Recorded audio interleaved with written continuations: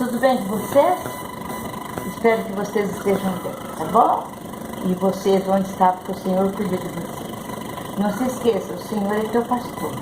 Nada te faltará, tá bom? Eu quero fazer com vocês que o meu vídeo tem que ser meio rápido, por causa que desliga a câmera e eu não sei como funcionar ela. Olha, aqui eu tenho esse pedaço de abóbora congelado. Tá duro, tá sem cozinhar, tá bom? Ó, no vidro, estão vendo, né?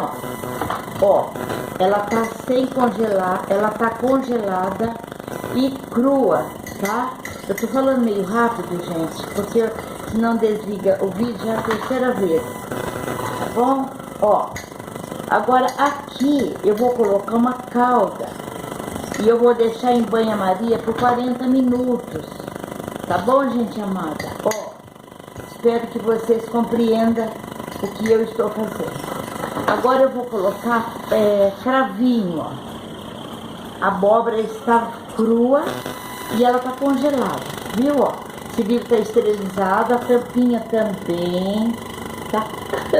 Aí.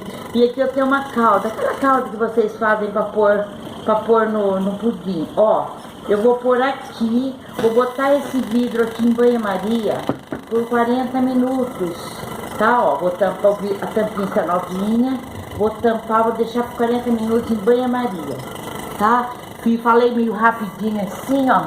Aqui eu não pus açúcar, o açúcar é da calda, tá bom?